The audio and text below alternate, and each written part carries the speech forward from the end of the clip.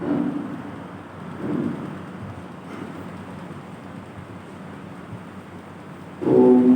भद्रं नोऽभिवादनं। ओम शांति शांति शांति। श्रीमद् भगवद गीता भगवान का वाणी है और वेद में 1180 उपनिषद है।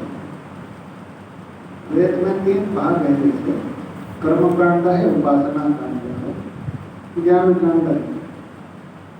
सारा वेद का सार जो है, सर्व कर्माखिलम पार्थ ज्ञाने पर ही समाप्त है, ज्ञान में ही समाप्त होता है। 1180 शाखा है तो 1180 उपनिषद है। सारे उपनिषद का अर्थ जीव ब्रह्म की एकता में तात्पर्य एक ही है, शाखा भेद से अलग अलग है। तो यहाँ 1100 उपनिषद का जो सार है वो भगवद गीता है। सर्वोपनिषदों गावः दुग्धा गोपाल नंदन पार्थो वत्स सुधीर भोक्ता। तो सार को भगवद गीता के रूप में भगवान ने उपस्थित कर दिया 700 श्लोक में। और भगवद गीता का भी जो सार है वो 15 अध्याय है। इसलिए भगवान बता दिए एतद् गुह्यतमं शास्त्रम, शास्त्र बोल दिए। इसमें सब कुछ है, संसार का वर्णन है, साधन चतुष्टय भी है, पंचांग निर्माण मोहाजित संगम सब है। पर आखिरी में क्षर पुरुष अक्षर पुरुष करके और पुरुषोत्तम दोनों से बने। पहले संसार वृक्ष वर्णन करते हैं। संसार वृक्ष का, ये संसार का वर्णन क्यों करते हैं? वैराग्य उत्पादन के लिए। नहीं तो मन हमारा नाम रूप में ही लगा रहता है, तो यही चीज में हम फंसे रहते हैं, राग और द्वेष, यही बंधन का कारण है। तो जब दोष दृष्टि दिखेगा संसार में, मन हटेगा उसी से। संसार को वृक्ष क्यों कहा गया है? तो अवृष्टि छेदने, जिसको काटा जा सकता है, संसार वृक्ष है। उसका वर्णन किए ऊर्ध्व मूलमधर शाखम अश्वत्थम प्राहुरव्ययम छन्दांसि यस्य पर्णानि यस्तं वेद स वेदवित्। जल्दी करना है, उच्चारण करें। सामने बोल रहे हैं ऊर्ध्व मूलमधर शाख, अश्वत्थं प्राहुरव्ययम्, छन्दांसि यस्य पर्णानि, यस्तं वेद स वेदवित्। ऊर्ध्वमूलमधः शाख अश्वत्थं प्राहुरव्ययम्, छन्दांसि यस्य पर्णानि, यस्तं वेद स वेदवित्। तो संसार का श्री हमेशा जो परिवर्तन होता है, सरती सर को बोलते हैं ना, तो संसार में हर क्षण बदलता है। संसार है, इसका ऊर्ध्व मूल है। एक वृक्ष की पेड़ की कल्पना किया, यही चीज है। सारा उपनिषद का सार है, भगवान लिए है कठोपनिषद से। यमराज नचिकेता का जो उपदेश करते हैं वही श्लोक है, थोड़ा बदल दिया है। तो ऊर्ध्व मूल है। तो संसार का जो कारण है, जगत का परमात्मा है। जो कारण है वो कार्य से श्रेष्ठ होता है। तो परमात्मा से ही जगत उत्पन्न हुआ है। मूल जो है परमात्मा है और उत्कृष्ट है। अधः शाखा, नीचे शाखा है। एक शाखा आगे बताएंगे शाखा। तो संसार को अश्वत्थ कहते हैं। देखिए ये स्व मन कल, आने वाले कल को स्व कहते हैं। अस्वस्थ जो कल नहीं रहने वाला है। आप देखते हैं आज जो वस्तु है कल नहीं रहती है।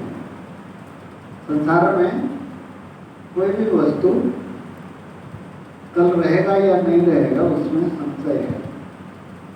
हर वस्तु विनाशी है। अस्वस्थम, ये जो अस्वस्थ कल नहीं रहने वाला जो संसार है, कभी जब पता लग जाता है ना कि एक दिन नष्ट होगा करके, फिर दुख नहीं होता है। एक छोटा बच्चा है ना, बैलून खरीदता है, बैलून फूट जाता है तो रोता क्यों है? उसको पता नहीं कि फूट जाएगा एक दिन का। और माता पिता नहीं रोते हैं क्योंकि उसको पता है कि एक दिन फूटने वाला है। बल्ब भी खरीदते हैं, हमको पता है एक दिन फ्यूज होगा। फ्यूज होने से दुखी नहीं होते हैं। तो संसार का सच्चाई जब पता लग जाता है कि विनाशी है, इसको अव्ययम प्राहो, अव्यय कहा जाता है, अविनाशी कहा जाता है। अविनाशी कैसे कहते हैं? रोज तो नष्ट होता है, इसीलिए कहा जाता है इसको प्रवाह नित्यत्व। प्रवाह नित्य मतलब एक बीज से पेड़ होता है, फिर पेड़ से फिर बीज होती है, फिर बीज से फिर पेड़ होता है। ठीक वैसे जैसे कोई मनुष्य जन्म लिया तो कुछ कर्म भोग करता है, इस जन्म में कुछ कर्म भी कमा लेता, फिर आगे जन्म होता है। फिर जन्म मृत्यु वो कभी खत्म नहीं होने वाला है, समाप्त नहीं होगा। इसलिए अव्यय कहा गया संसार को। बोले आगे बताएंगे, केवल एक ही तरीके से, एक ही उपाय से ही ये चक्र से निकल सकते हैं। तत्व ज्ञान से ही इस चक्र से निकल सकते हैं। तो बोलते हैं ठीक है, हम संसार से जन्म मृत्यु में चलते रहेंगे, हमको मजा लगे रहा है। कहेंगे मजा तब लगेगा जब अपनी इच्छा से होती है। ये मीना बाजार होता है ना, वो चक्री होती है, घूमते हैं। मान लीजिए एक बार हुआ था, ये जो उड़न खटोला है ना, बीच में कुछ तकनीकी खराबी आ गई तो उड़न खटोला बीच में रुक गया। तो वो लोग क्या करेंगे? 6 घंटा 10 घंटा 12 घंटा पड़े रहे, तो उनको हेलीकॉप्टर लेके निकलना पड़ता है। डरते वो कुछ हो जाएगा करके। तो संसार चक्र जैसे पहले तो आनंद लगता है, मान लीजिए उसका बंद नहीं हो तो, वो जो मीना बाजार वाला ना, बंद नहीं होगा तो आदमी दुखी हो जाएगा, तो उसमें खाना पीना तो बंद हो जाएगा। तो संसार चक्र जो है, विचार करने से दुखी हो जाता है व्यक्ति। और अव्यय इसीलिए है, वो अनादि काल से प्रवाह में चल रहा है। मनुष्य जन्म में भी दुखी है, दुख सब में है। चींटी से लेकर के ब्रह्मा जी तक संसार में सारे व्यक्ति दुखी हैं। क्यों? अज्ञान जब तक है तब तक दुख है, क्योंकि अपना जो स्वरूप है जब तक नहीं जानेंगे, जैसे होता है ना, जैसे आपका पैर में कांटा घुस गया, जब तक नहीं निकलेगा तब तक आपको शांति में नहीं रह सकते। ठीक वैसे हमारा जो स्वरूप है, आनंद स्वरूप जो है, वो जब तक वो ज्ञान नहीं होता है, मैं सुख स्वरूप हूँ, तब तक सुख नहीं मिलता है। इसलिए प्राहो अव्ययम है। जब तक अज्ञान रहेगा, जन्म मृत्यु जरा व्याधि से तो अविनाशी चलता रहेगा संसार। छंदांसी यस्य वर्णानि, छंद मतलब ये जो वेद का जो कर्म कांड है, सकाम कर्म जो है, वो पद मतलब पत्ता है। एक पेड़ को जिंदा रखने के लिए उसको पत्ता जरूरी होती है। पत्ते से ही वो आप क्लोरोफिल बनता है सूर्य में, और उसी से पेड़ बढ़ता है। पत्ते नहीं है तो फिर नष्ट हो जाएगा पेड़। तो छंदांसी यस्य पर्णानि, और ये हो गया सकाम कर्म जो है, ये संसार को बढ़ाता है। यस तम वेद स वेदविद, तो यहाँ जो ये संसार रूपी वृक्ष को जानता है वो वेदविद, वेद का वास्तविक तत्व को जानता है। संसार यहाँ जो शास्त्र ज्ञान से संसार का वास्तविक स्वरूप को जब जानेंगे, अधिष्ठान को, अधिष्ठान मतलब आपका जो ईश्वर को मूल रूप में जानेंगे और संसार उसी में अध्यारोपित है। उपनिषद का ये है अव्यक्त मूल। तो परमात्मा से अव्यक्त होता है, अव्यक्त से सूक्ष्म कारण से सूक्ष्म प्रपंच आता है, ये सीधा बता दिए। तो सूक्ष्म से स्थूल प्रपंच उत्पन्न होता है और बार बार संसार चक्र में, और अब जो संसार चक्र को जान लेता है वो इस संसार से मुक्त हो जाता है। संसार मतलब दुख है, जन्म मृत्यु, अविद्या के कारण, अपने स्वरूप को अज्ञान के कारण अपने में अपूर्णता का अनुभव होता है। और जब तक अपूर्णता है मन में, वो तब तक दुख है। अविद्या से कामना अपने पूर्णता प्राप्ति के लिए ही प्रयास चले रहेगा हमेशा। जैसे पानी है, पानी का स्वभाव स्थिर रहना, एक लाइन पर रहेगा। उसको जब हिला देते हैं वो हिलते रहेगा, जब तक अपना स्वाभाविक स्थिति को नहीं आता है जब तक चैन नहीं रहेगा। ठीक वैसे हमारा स्वरूप जो है आनंद स्वरूप है, अपना स्वरूप को जब नहीं जानेंगे तब तक हम दुखी रहेंगे। तो संसार को मिथ्या रूप से जान लेता है और जगत का अधिष्ठान जो परमात्मा को जान लेता है, वही वेद वेद संपूर्ण वेद का तात्पर्य जान लेता है। तो यहाँ ज्ञान का बताएंगे कैसे। तो ये दुख रूप है और दुख रूप संसार से मुक्ति ज्ञान से मुक्ति है। संसार मायामयम, संसार माया है, माया माया मायामय वृक्षम है, उसका परमात्मा हो गए ऊपर। ऊपर मतलब इस हिसाब से नहीं, जैसे बोलते नहीं ऊपर का ऑफिसर बोलते हैं ना, ये ऊपर का अधिकारी है, ये नीचे का अधिकारी है। तो कारण रूप से परमात्मा ऊर्ध्व है और नीचे शाखा है। जो सारा जगत प्रपंच है, सारा संसार उसी से सृष्टि होती है और नीचे नीचे आता है। आगे बताएंगे उस चीज को।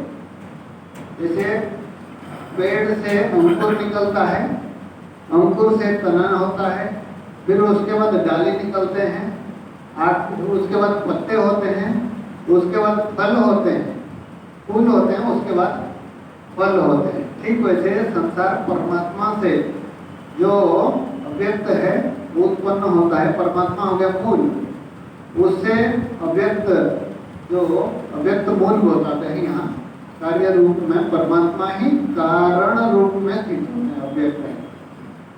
और फिर उसके बाद जो अंकुर है, अंकुर को हिरण्यगर्भ कहते हैं, समष्टि सूक्ष्म शरीर रूप में। उसके बाद स्थूल प्रपंच उत्पन्न होता है और उसी में सारा संसार, ये 14 भुवन है, ये सारे फैलाए हुए हैं। और उसका पत्ता क्या है? ये वेद का जो सकाम कर्म है, पत्ते हैं। और उससे के द्वारा क्या होता है? फूल उत्पन्न होते हैं, फूल, और उसमें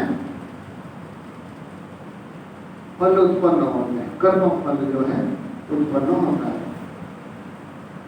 तो संसार वृक्ष जो है, इसको जो जान लेता है, तो परमात्मा मूल है और समष्टि सूक्ष्म शरीर उसका अंकुर है और सारा प्रपंच जगत जो है वो वृक्ष का शरीर है, तो नीचे है। तो समूल वृक्ष ज्ञानम जो है प्रशंसा करते हैं, जो ये संसार का वास्तविकता है, मूल परमात्मा का, परमात्मा में ही ये सारा जगत आश्रित है। इतना जो जान लेता है वेद को जानने वाला, वास्तविक तत्व को, गूढ़ अर्थ को जानने वाला है। इसी को वे वर्णन कर रहे हैं संसार वृक्ष का।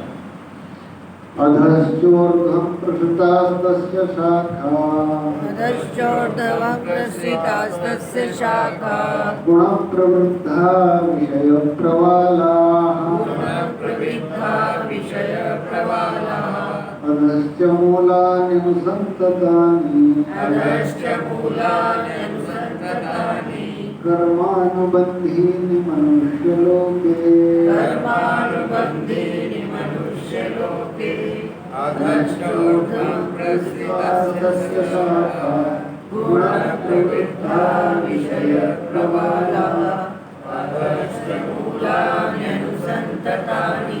कर्मानुबन्धीनि मनुष्यलोके। तो बोलते हैं भगवान भाष्यकार लिखते हैं संसार वृक्ष को छोड़ करके और कुछ है नहीं संसार में, और इसी में परमात्मा भी आए मूल्य है वो। इसको जो जानता है वो सर्वज्ञ है। तो उसको वर्णन करने अधश्चोर्ध्वं प्रसृता तस्य शाखा, शाखा लिए ये जो 14 ब्रह्मांड है, 14 भुवन है। जैसे पेड़ में शाखा है, शाखा माने डाली, कुछ डाली ऊपर जाते हैं, कुछ नीचे जाते हैं। तो ठीक वैसे अधश्च ऊर्ध्वं प्रसृता, प्रसृता माने फैला हुआ है उसका शाखा।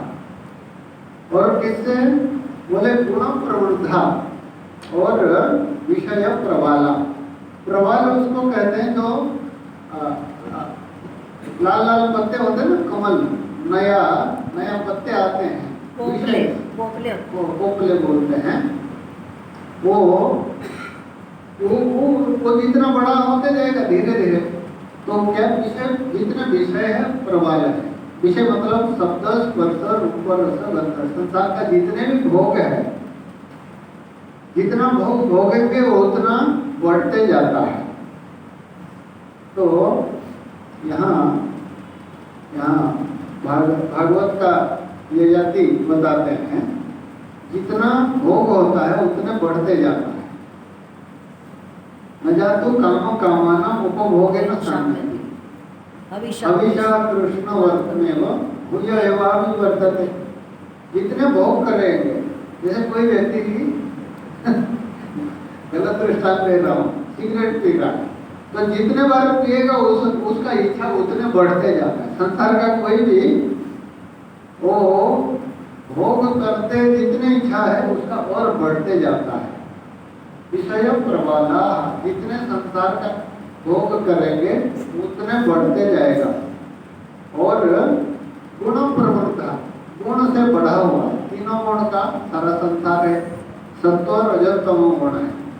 और तामसिक सुख अलग है, राजसिक सुख अलग है। और ये दोनों तो सीधा बंधन करते हैं। तामसिक जो सुख है निद्रा आलस्य आती है, और राजसिक दुख जो सुख है वो दुख ही देते हैं।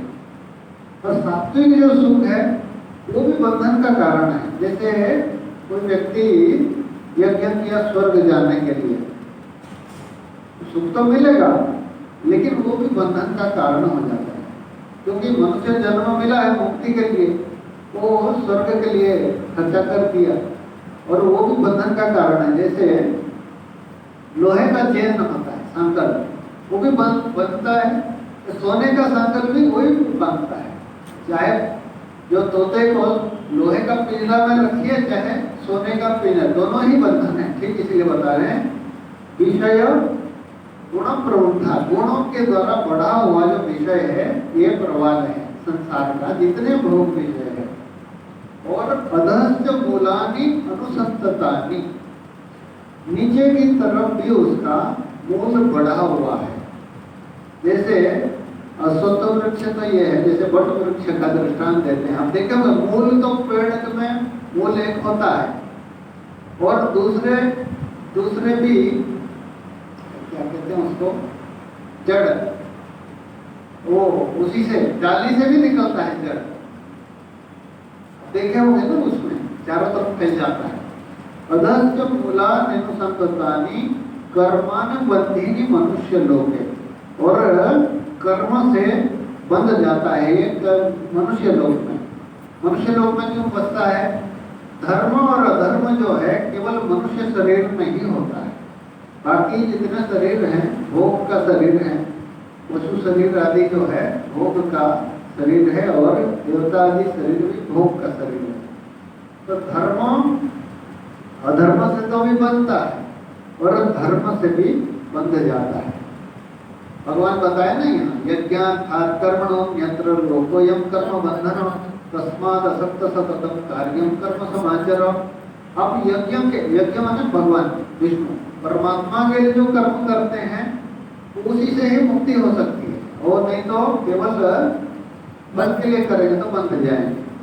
हम ही बताते हैं जो ताला है ना, इधर घुमाओ तो लॉक हो जाता है, इधर घुमाओ तो बंद हो जाएगा। घुमाना तो एक ही काम है।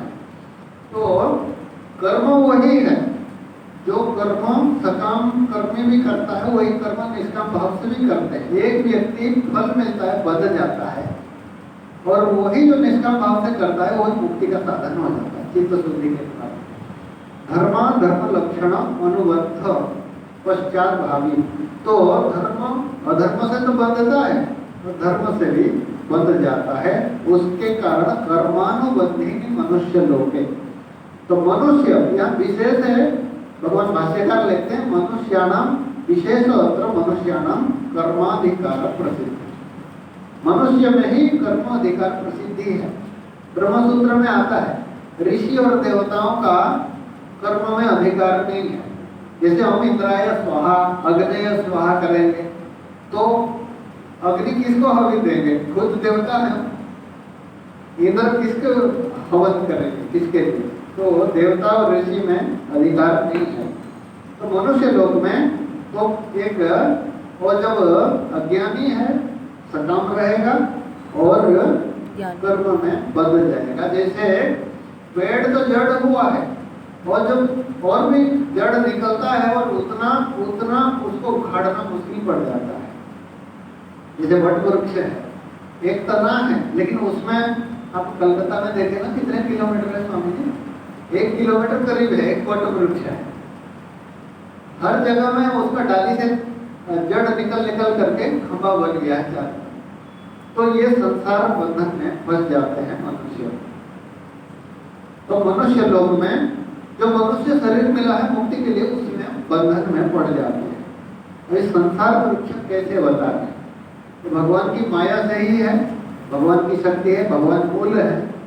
तो इसका शास्त्र के द्वारा ही वर्णन है, उसी के अनुसार हम समझते हैं, लेकिन उसका रूप वर्णन नहीं कर सकते हैं। वास्तव में बता रहे भगवान न रूपमस्येह तथोपलभ्यते, न रूपमस्येह तथोपलभ्यते, नान्तो न चादिर्न च सम्प्रतिष्ठा, नान्तो न चादिर्न च सम्प्रतिष्ठा, अश्वत्थमेनं सुविरूढमूल, अश्वत्थमेनं सुविरूढमूल, न संगशस्त्रेण दृढेन छित्त्वा, असङ्गशस्त्रेण दृढेन छित्त्वा, न रूपमस्येह तथोपलभ्यते, नान्तो न चादिर्न च सम्प्रतिष्ठा, अश्वत्थमेनं सुविरूढमूल, असङ्गशस्त्रेण दृढेन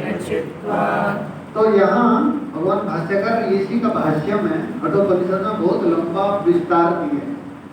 जैसे शाम के समय देखेंगे ना, बहुत बड़ा पेड़ में चिड़िया एकदम करीब 500 या 1000 बैठ करके जोर से आवाज करते रहते हैं। ठीक वैसे संसार में सारे प्राणी जो हैं वो दुख के कारण चिल्लाते रहते हैं। जो नरक का प्राणी है सब दुखी हैं, और नरक से लेकर के स्वर्ग तक हर व्यक्ति दुखी है। आत्मविद तरफी शोकम बोलते हैं। केवल आत्मज्ञानी है दुख से मुक्त है, तो वो लोग चिल्लाते रहते हैं, दुख से रोते रहते हैं। लेकिन इस नरूपम अस्य इह तथा उपलभ्यते, बोले ये वास्तविक रूप से संसार का क्या रूप है उसको उपलब्धि नहीं कर सकते। भगवान भाष्यकार लिखते हैं, बोले ये स्वप्न जैसे है। स्वप्न में कभी भी कुछ हो सकता है। आप देख रहे हैं किसी व्यक्ति का, है ना, वो आदमी कभी घोड़ा बन जाएगा, कभी हाथी बन जाएगा, कभी कुत्ता बन जाएगा, कभी पेड़ बन जाएगा। ठीक वैसे मनुष्य भी होता है, कभी देवता बन जाते हैं, कभी कुत्ता बन जाते हैं। स्वप्न मरीची मतलब रेगिस्तान का जल जैसे प्रतीत होता है। और माया नगर, गंधर्व नगर, जैसे आकाश में कोई बहुत बड़ा शहर दिखाई दिया, दूसरे समय वो गायब हो जाता है। तो कब वो दृष्ट नष्ट स्वभाव बोलते हैं। जब तक दिख रहा है आपको, उसको बताते बताते वो तुरंत परिवर्तन हो जाता है। संसार में भी देखते हैं, कोई व्यक्ति, अच्छा व्यक्ति कभी बुरा भी हो जाता है, और बुरा व्यक्ति जैसे वाल्मीकि जैसे देखिए, आप कुछ बोल नहीं सकते, इस व्यक्ति के बारे में बोलेंगे जैसे उपलब्ध होता है वैसे है नहीं, दृष्ट नष्ट स्वभाव बोलते हैं। इसका ना आदि है ना अंत है, अनादि है, संसार अनादि है। इस जन्म क्यों हुआ बोले पिछले जन्म का कर्म, उस जन्म क्यों हुआ वो पिछले जन्म, वो क्यों हुआ 100,000 जन्म क्यों हुआ, 1000वां जन्म बोले उससे पिछले जन्म, अनादि है।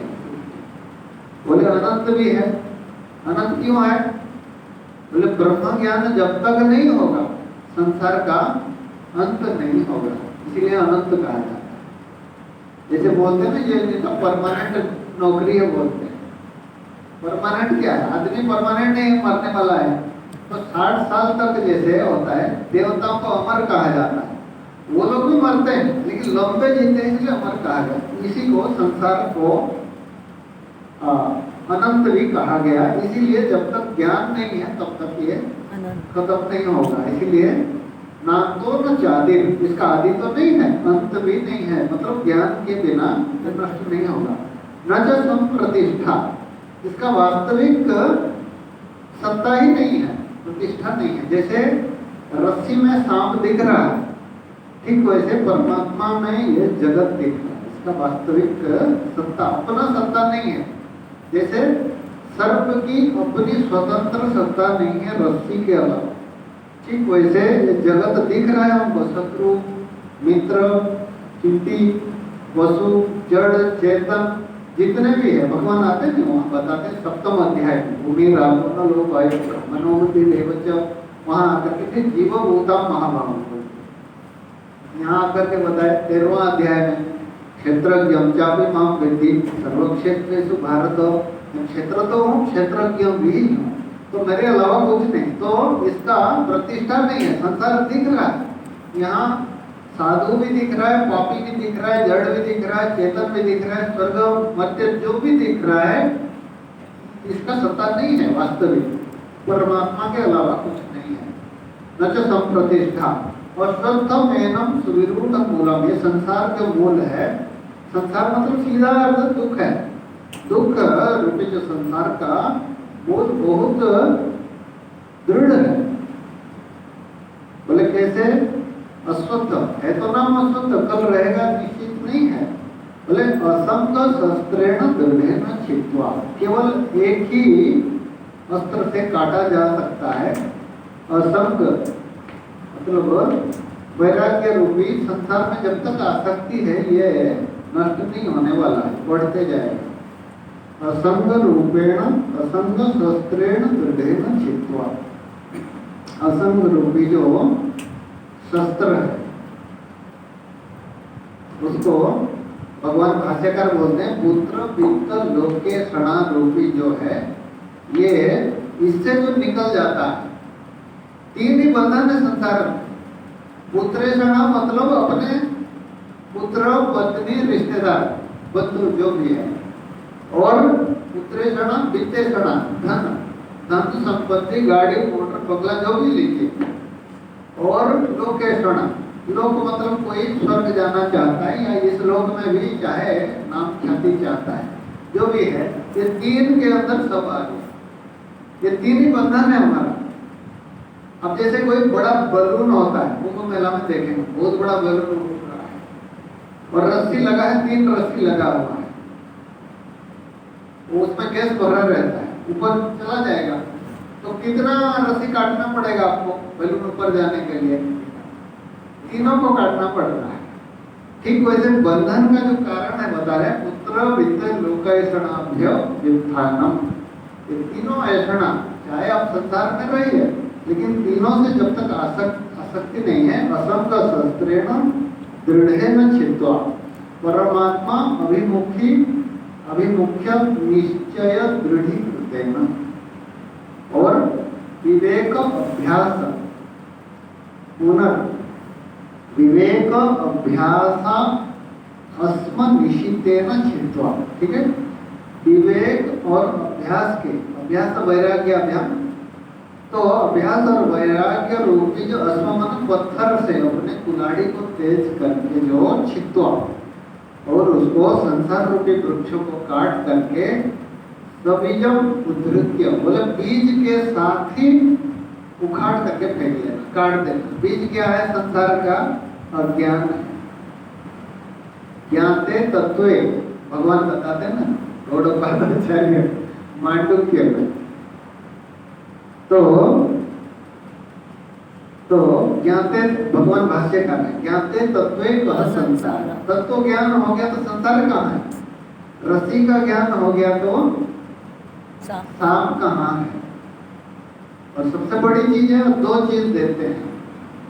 हम पहले सोच रहे थे दो उदाहरण क्यों देते हैं? रज्जु सर्प हमेशा आएगा दो, सुक्ति रजत, सीप में चांदी और रस्सी में सांप। मैं बोले दो ही क्यों देते हैं? संसार में बंधन का कारण दो ही है, राग और द्वेष।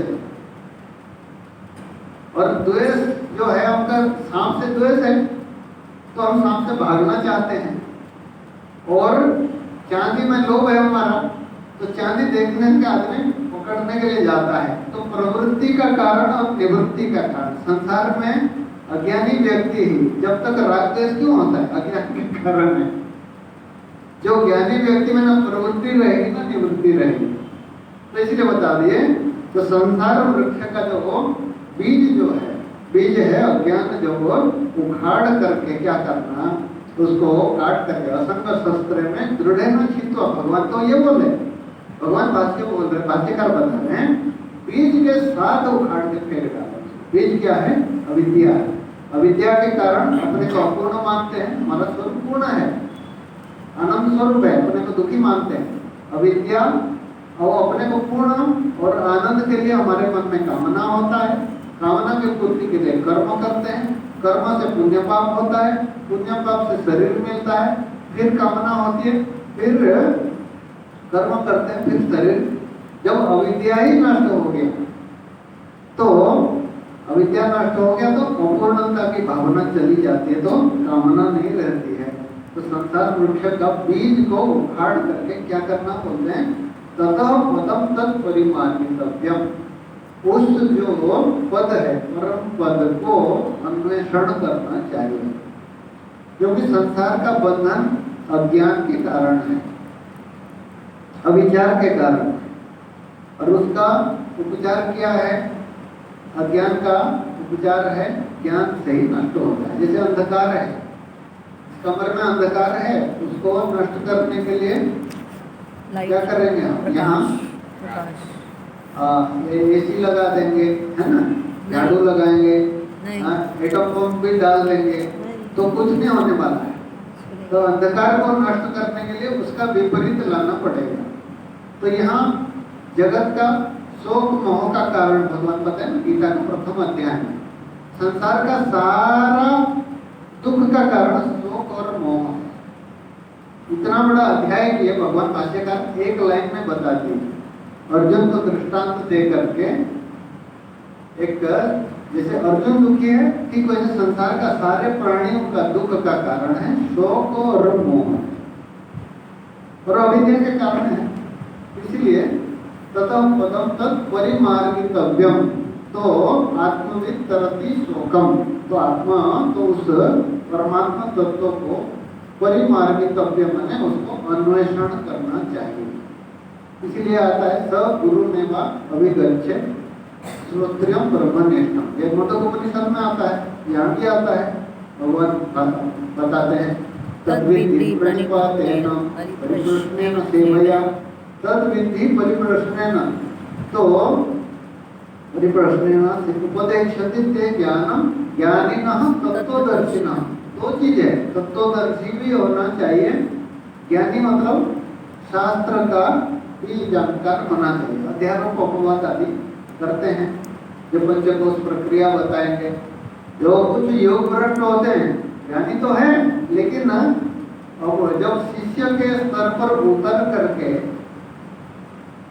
उनका समाधान करने के लिए आपको शास्त्रीय होना चाहिए, श्रोत्रिय होना चाहिए।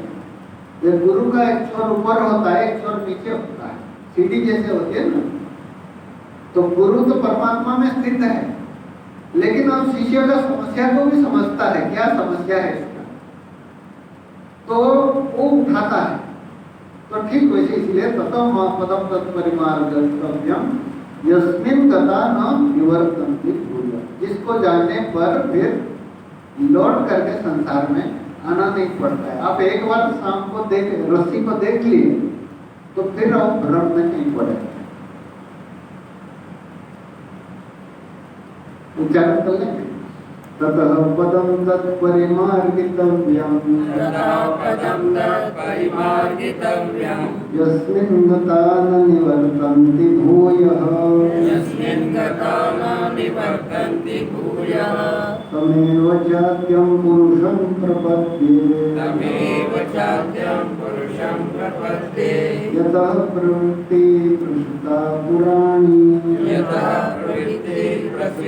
पुराणी ततः पदं तत्परिमार्गितव्यं यस्मिन् गता न निवर्तन्ति भूयः तमेव चाद्यं पुरुषं प्रपद्ये यतः प्रवृत्तिः प्रसृता पुराणी। ततः मतलब उसके बाद असंग शस्त्रेण दृढ़ेन छित्त्वा, अपना जो आसक्ति रहित होकर के इस संसार वृक्ष को छेदन करके, काट के, जैसे बोले पुत्रेषण वित्तेषण, पुत्र की इच्छा मतलब संसार वित्त और लोक की इच्छा जो है उसको त्याग करके जब असंग शस्त्र से संसार वृक्ष को उच्छेद करके उस परमात्मा तत्व का अन्वेषण करना चाहिए। क्या करते हैं? और जिसको जाने पर यस्मिन् गता प्रविष्टे न निवर्तन्ति, फिर संसार के लिए लौट करके नहीं आना पड़ता। संसार क्या है? दुख है। संसार दुख उसके साथ फ्री मिलता है। संसार के साथ दुख फ्री में मिलता है ना। तो संसार तो अब देखिए, संसार में विचार जब नहीं करते हैं हमको अच्छा दिखाई देता है दूर से। हम सोचते हैं अमीर लोग सुखी हैं। अब अमीर लोग को जाकर के देखिए, उनको दुख है। कोई दूसरा आदमी बड़ा हो गया ना, 1 नंबर 2 नंबर होता है दुनिया में। 1 नंबर पैसे वाला है, वो कभी 2 नंबर हो जाता है ना, उसको दुख ही होता है। कुछ है नहीं, दूसरे के ज्यादा पैसा हो गया तो कोई फर्क थोड़ी पड़ता। वो सोचते हैं गरीब आदमी सुखी है, क्योंकि कोई जैसे कोई बहुत बड़ा अंबानी है, वो गंगा किनारे नहीं जा सकता, गंगा में स्नान मिलेगा कभी, उसको सिक्योरिटी चाहिए, मरने से डर है। तो इंद्र भी दुखी है, क्योंकि अपूर्णता सब में है। इसीलिए ततः पदम तत्परिमार्गित अन्वेषण है। तो सारा दुख का कारण अविद्या है। अविद्या का नाश करने का विचार से ही निवृत्त होगा। यस्मिन् गता न निवर्तन्ति भूयः, फिर से जिस परमात्मा तत्व को प्राप्त करने के बाद फिर संसार में लौट करके नहीं आता है। संसार मतलब दुख में, दुख रूपी संसार, चाहे कहीं भी हो, चाहे ब्रह्मा जी का शरीर हो, चाहे आपका मनुष्य शरीर हो, चाहे पशु शरीर हो, चाहे जैसे प्रहलाद जी आदि हुए, दैत्य का भी शरीर है, जैसे असुर शरीर हो। ज्ञानी तो मुक्त है, जैसे वृत्रासुर है, ज्ञानी थे। तो एक बार ज्ञानी हो गया तो चाहे गरीब हो, अमीर हो, चाहे वो राजा हो, चाहे रंक हो, तो फिर संसार के लिए लौट करके नहीं आता है। तो वो कैसे अन्वेषण करना चाहिए? तो बोलते हैं तो ऐसे पुरुष मतलब पूर्ण जो परमात्मा का मैं शरण में जा रहा हूँ।